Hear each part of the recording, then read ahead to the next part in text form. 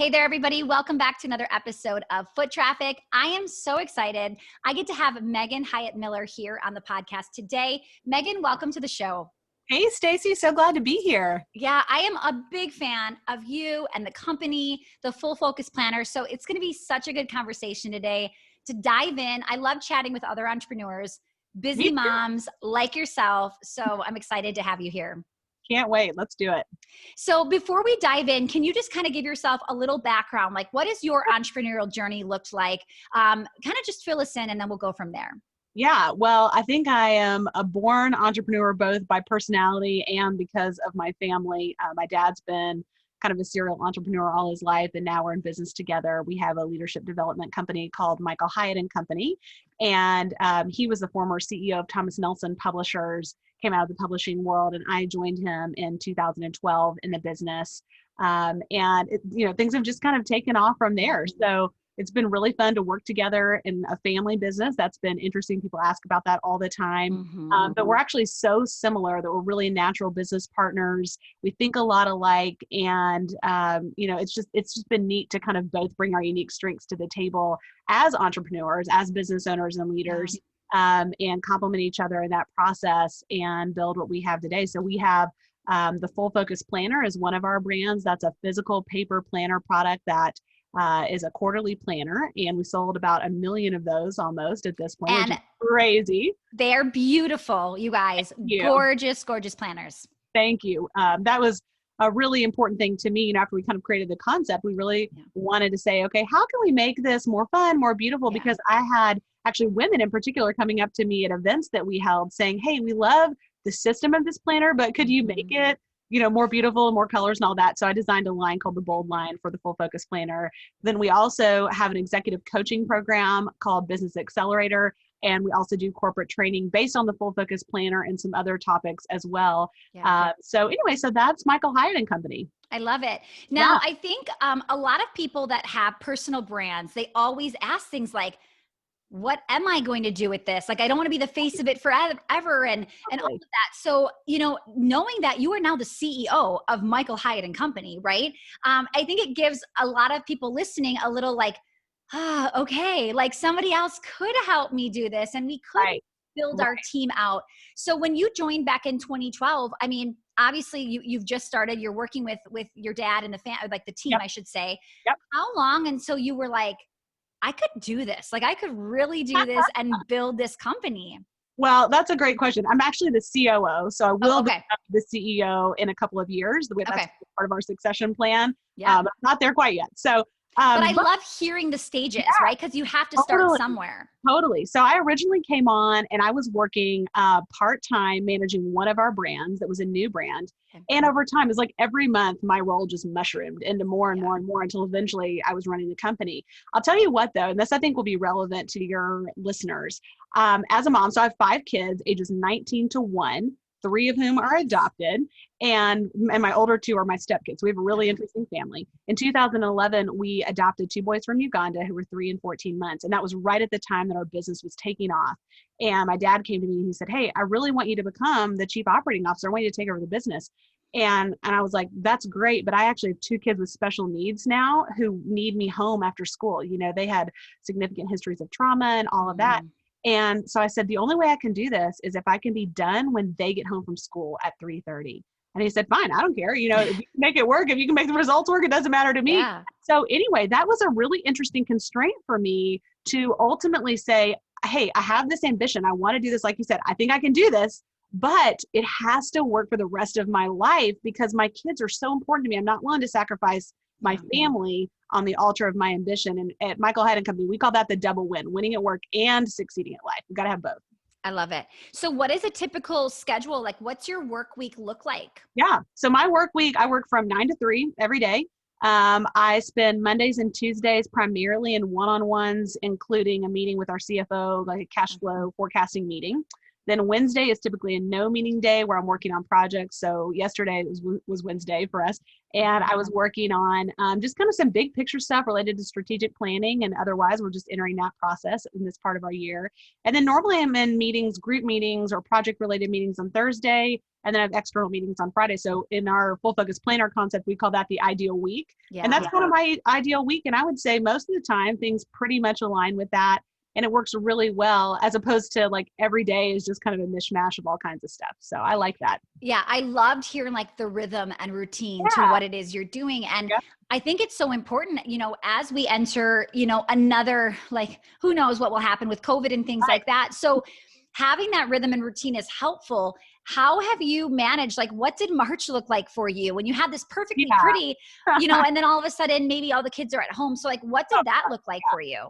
Probably like it looked for everybody else. It was mayhem here for a little while. So, you know, I think it's important whenever, you know, sometimes you hear people talking on podcasts and they act like their life is perfect. And even though things are crazy, you know, they weren't interested. No, March was nuts. You know, that was just like all hands on deck. Just trying to kind of figure out, okay, how are we going to do this with all the kids home and figuring out, you know, virtual learning, all that kind of stuff. And it was really stressful. But I do think eventually we found our sea legs. One of the things we did in our company is that we introduced an experiment of moving our entire company to a 9-to-3 day. And the reason that we did that is because, you know, you probably experienced this yourself with your team. We had people who were really struggling, including, I mean, me, including everybody was struggling with just the stress of what was happening. And a 6-hour day felt like a 12-hour day. You know, the idea of working 8 hours in the middle of all this, or 10 or whatever, was just too much. So we cut it back, and we're still in the process of kind of refining that and making it work for everybody. But we've decided to keep it and are continuing to iterate and evolve toward that, because what we found is, particularly for our parents with kids, and we have a lot of women, we have 53% of our team are women. Oh, wow.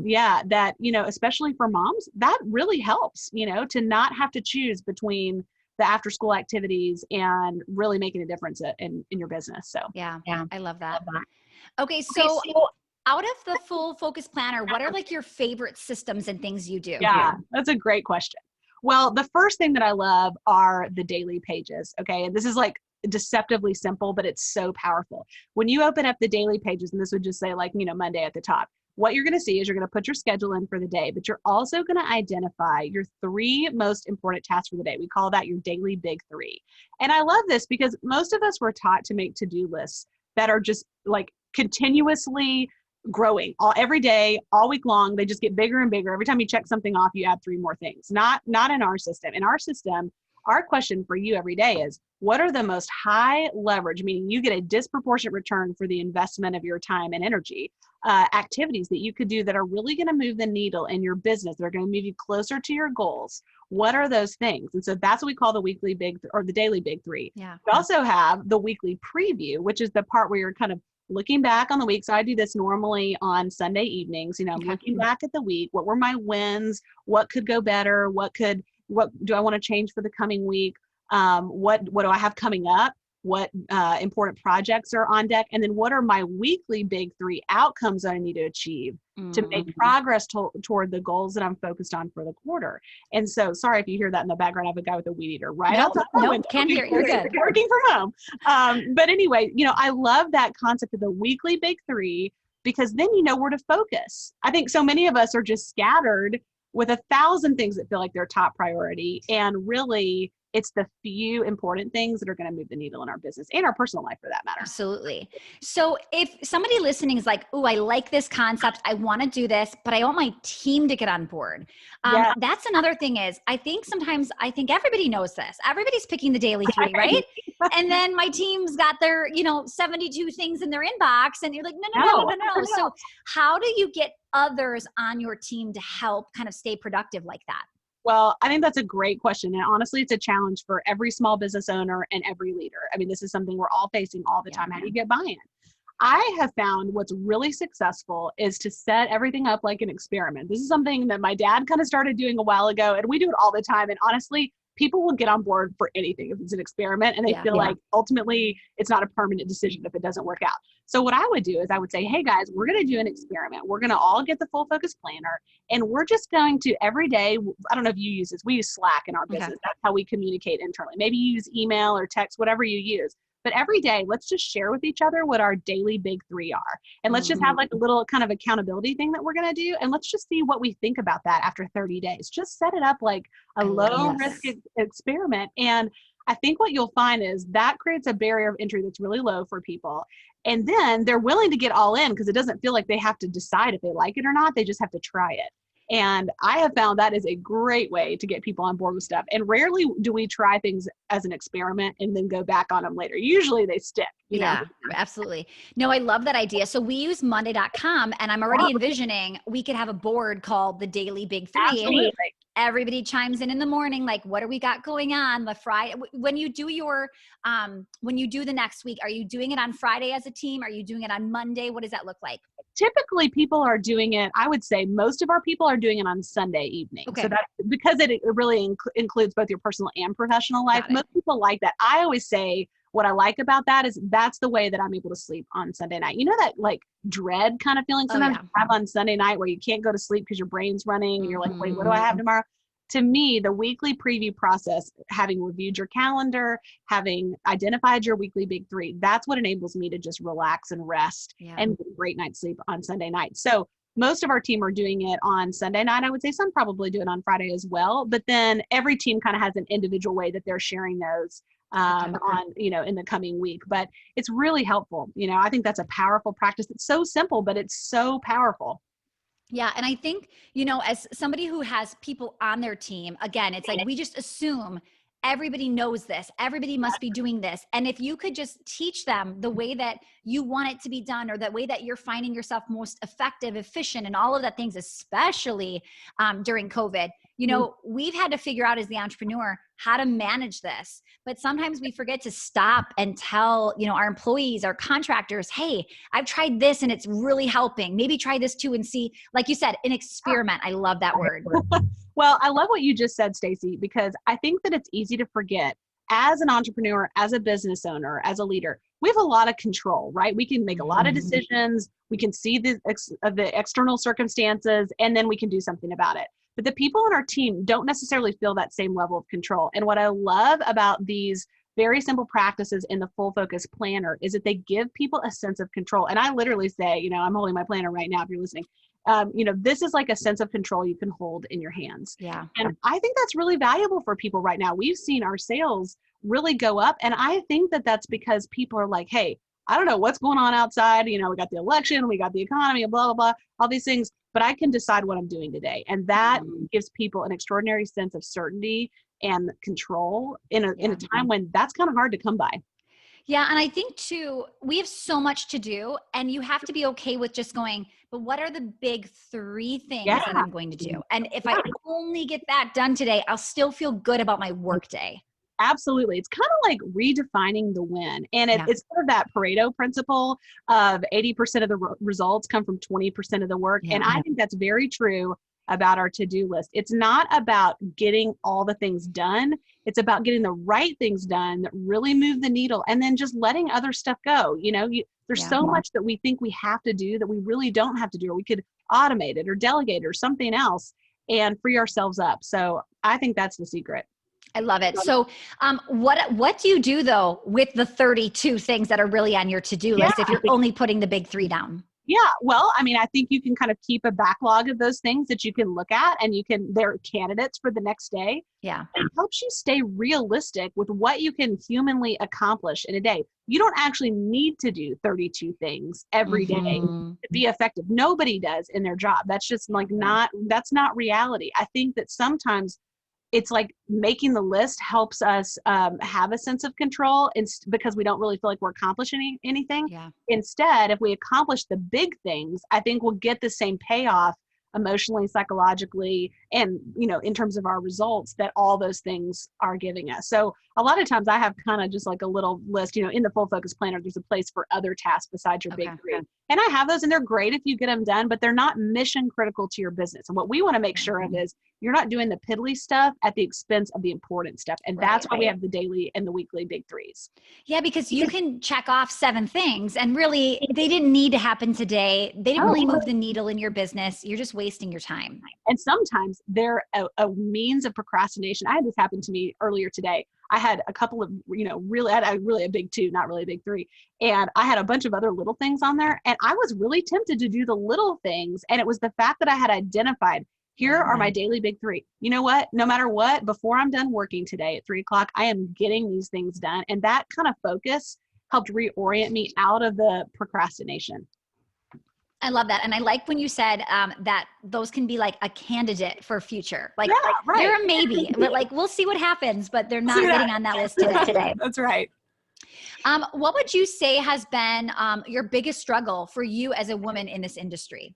I think probably giving myself permission to define success on my own terms. So I remember back when I started working with my dad at Michael Hyatt and Company, and especially as our business grew and I built a whole executive team under me and many of my direct reports were men, I thought, are they going to respect me if I talk about my kids, if I prioritize being off to go pick up my kids, or I have one child with medical special needs, if I'm, in the hospital with him and therefore I can't attend something or whatever, does that kind of compromise my position of power in this role? And I really had to wrestle with that, as well as allowing myself to kind of be as big, and I use that as a figurative word, as big as I really am. So to kind of just own my space and say, listen, I'm doing this on my own terms. I'm not doing it exactly how my dad's done it or how anybody else would do it. I'm going to do it in a way that's congruent with my values, with the things that I care about. And ultimately, I want to look back and say, I did it in a way that I feel proud of and that I loved and that enriched my life and helped other people. And that's going to look different for everybody. So I think that wasn't so much the kind of tactical parts of business or leadership. It was really more of like the head game of giving myself permission to do it on my own terms, and that would work. And it has worked, and but it has been an ongoing challenge. Yeah, for sure. And it's funny because a lot of times it's just in our head. No one's ever said anything. You're assuming they're thinking that, but you don't really know. It's crazy how that happens, but we self-sabotage so much. Yeah, I feel like that has been the hardest work. The leadership journey between my ears has been way harder than the one, out in front of me. And I've really invested in coaching and other things to support that, because I do think that's the game to win. And I think oftentimes women in particular, we beat ourselves up for like, why am I insecure? Or why don't I have all the confidence I need? Or, whatever it is. And really those things are totally normal. And there are really great solutions for all the things that we face. But we kind of have to give ourselves permission to work through it too. Yeah, absolutely. Now, I actually grew up in a family business myself. My grandfather started a company decades ago, and I witnessed my parents work together. My grandparents work together. Now my spouse works with me in my businesses. And it's interesting. And my sister works with me in my studios. But I want to ask you, like, what has been the hardest part of working with family for you?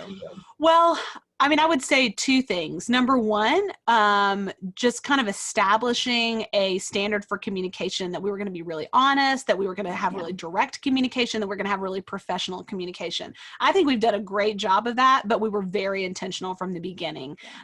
People, literally, I never have an event where I'm speaking or, a coaching thing that we're hosting where people don't come up and ask me about this. And I always say, if your relationship is good from the beginning, this could be great. It'll make it more of what it is. But if it's bad, like, run. Do not do it. Okay. Right? That is such a great way to explain it. Yeah. Because you're right. It's just going to amplify what is already going on. Yeah, exactly. So I always say that. The other thing I think that we've done is we have put really hard boundaries around our conversations around work. So my husband is one of our executives. My sister is our social media manager. So we have a real family business. So we have a real family business. We have about 40 employees. So it's mostly not family, but still.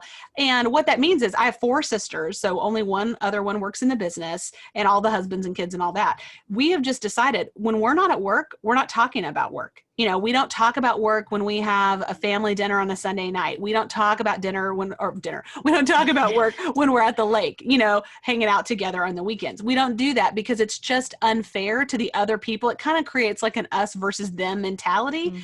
And what I never want it to feel like to my sisters or to other people is they're kind of on the outside and like, Dad and I have this little thing over here. We do have this little thing over here, but like outside of work, we're not in business partner mode. We're in family mode. And that's really important. And even with my husband, I mean, we have the same thing. You know, we have a hard line. Okay, like we're done with work. We're not talking about work. It's the weekend. We're not brainstorming projects, you know, and all that. And I think it's important because you hear a lot from couples who work together or people who have family businesses. They just don't have any boundaries and their relationship totally becomes the business. And that's just not healthy. No, right. It's like, that's all you talk about all the time. And there's nothing there besides that. So I love that you're kind of saying like hat off, right? Work hat off, family hat on. Right. And I think that kind of goes with being a mom and being in business, right? Absolutely. Absolutely. I think it's really important, you know, similarly, I don't want my kids thinking all I do is talk about work. I mean, I'm a multi-dimensional person. I love my business. I love the work we do. I want them to be excited about it. I want them to learn from my entrepreneurial journey. My hope is that at least some of my kids will become entrepreneurs too, you know, but I don't want them to feel like our family and the business are the same thing. They're not. Like, we need to have family time that is not about the business, and I need to be interested in them outside of, you know, anything related to the business. Yeah, and you need to break for yourself. You need to let your brain not think about work. Totally. That's really, I think, one of the biggest reasons that we emphasize at Michael Hyatt and Company and with a full focus planner, this idea of the double win, winning at work and succeeding at life. One of the reasons is you don't want to get to the end of your life and have regrets that you kind of didn't attend to the things that really matter outside of work, your relationships, your health, you know, those kinds of things in order to succeed. But you also, if you're going to make your greatest contribution in your business, if you're going to innovate and be creative and be inspiring to your team, you have to recharge, you have to rejuvenate. It's just impossible to refuel on the same thing that you need to give out all the time. You have to do something else. How do you stress that to your team members? Like, how do you make sure, because you want them to be like driven and really help you and grow the business, but how do you also make sure they know it's time to recharge and rest and all that? Well, I think it's challenging. I mean, first of all, I do not think it happens by accident. One of the things that I found over the years is that when you have people that are coming from a corporate culture, you know, so like that's not necessarily always where we've come from as entrepreneurs or business owners. Many of us have been entrepreneurs our whole life. And so we've always kind of made the rules. A lot of people have not been in that environment, and they've been in cultures that said, if you're not on 24/7, you're going to be in trouble. You're going to miss something. You're going to be looked down on. You're going to be questions. And so they have this kind of like anxious hum in the background about that. So I think it's partly re-education. It's really about having a vision for a holistic approach to people, that it's not just about what they can do at work. It's also about their work supporting their life, and that it's kind of this beautiful circle that reinforces itself. You know, if they have a great personal life, that's going to benefit the business. And if they have a great professional experience, that's going to benefit their personal life. And it just around and around it goes. I think it comes down to vision, and then it comes down to like touch points, you know, monitoring things like PTO. Are they getting enough? At our company, we actually have unlimited PTO, and I get a report on a monthly basis from my HR director about my direct reports. How much PTO have they taken year to date? Is it enough? You know, in my mind, if they're not on track, they don't have planned at least 3 weeks of PTO a year, I'm concerned. Like, I know that's not enough. Like, they're going to be drained and burned out. And so I think you kind of have to decide what you're going to reward in your business. If you're high-fiving people because they worked, you know, till 10 o'clock or they worked all weekend, you're going to get more of what you reward. And Stacey, this is a really important point. If you don't rejuvenate yourself, if you don't take time off that's unplugged, if you don't take vacations, if you work nights and weekends, whatever you do will become the standard for what your people think is the behavioral standard. That's whatever you do is the benchmark. And so that's a hard one to swallow as a business owner and a leader. Yeah. And I just said to my assistant was here this morning, and I said, now Monday, I'm going to be checked out, and you can be checked out too. Like, no one's expecting you to be an email. No one's waiting for a response on Labor Day. So just even restating that, because sometimes I think, oh, but work is going to back up, and I have to do this and I have to do that.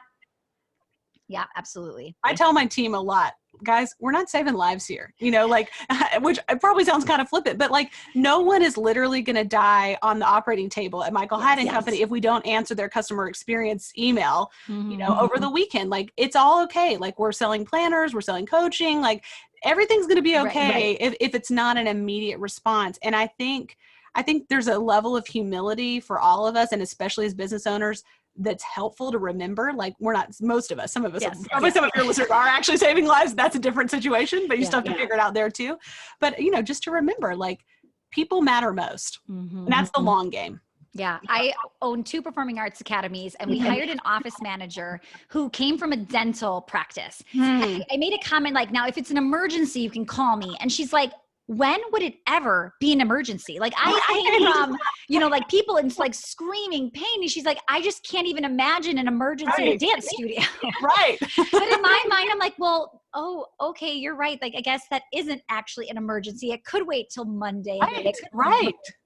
I think mostly we just don't stop and think about how mission critical or urgent is this thing right now. We're just so in this like immediate mindset that everything is right now, and it's really not. And there's great freedom in giving yourself permission to examine that and make a different decision. Now, you brought up paid time off, unlimited paid time off. And I'm sure somebody's like, what? I'm going to work for them. Okay, tell me how this works, where you're trying to set this culture and this amazing environment, but you don't want to be taken advantage of. So what does that look like?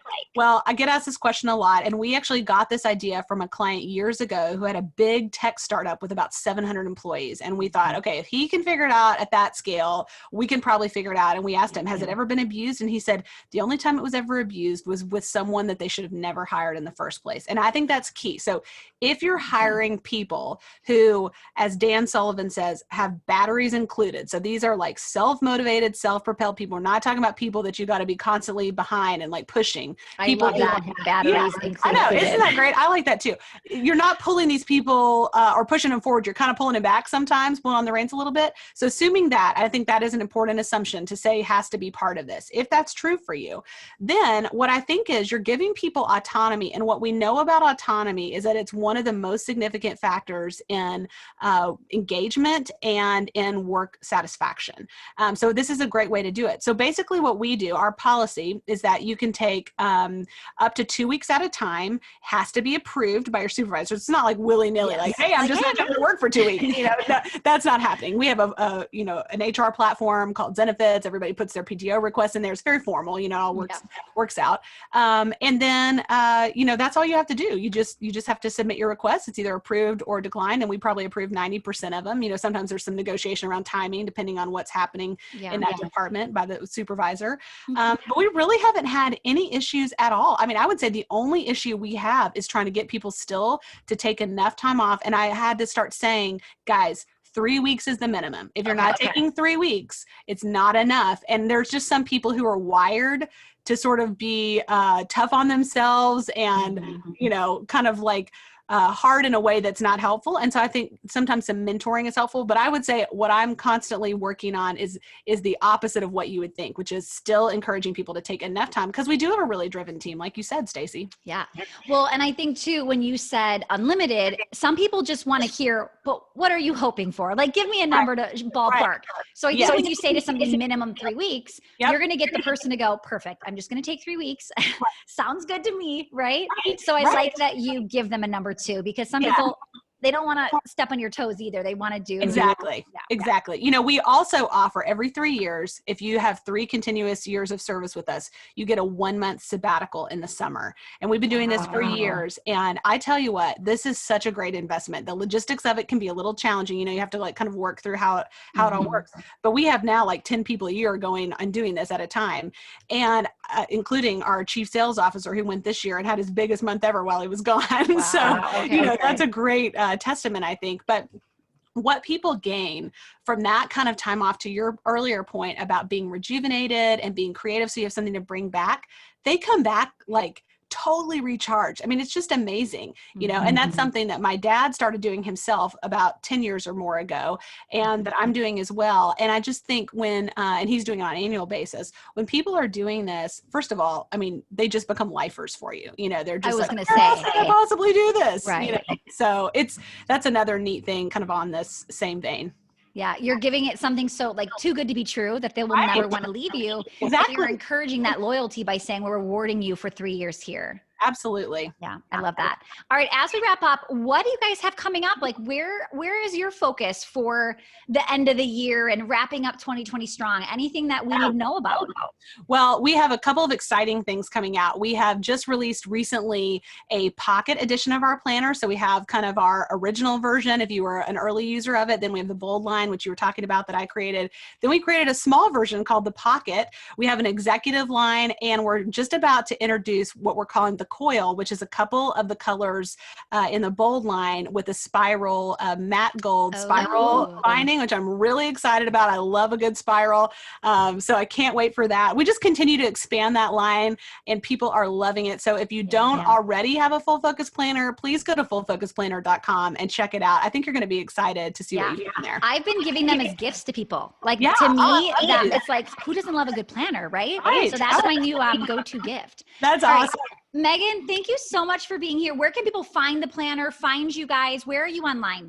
Yeah, so the planner is fullfocusplanner.com, and our primary website is michaelhyattandcompany.com. Perfect. All right. Thank you again for being here. This was so much fun chatting with you today. Thanks, Stacy.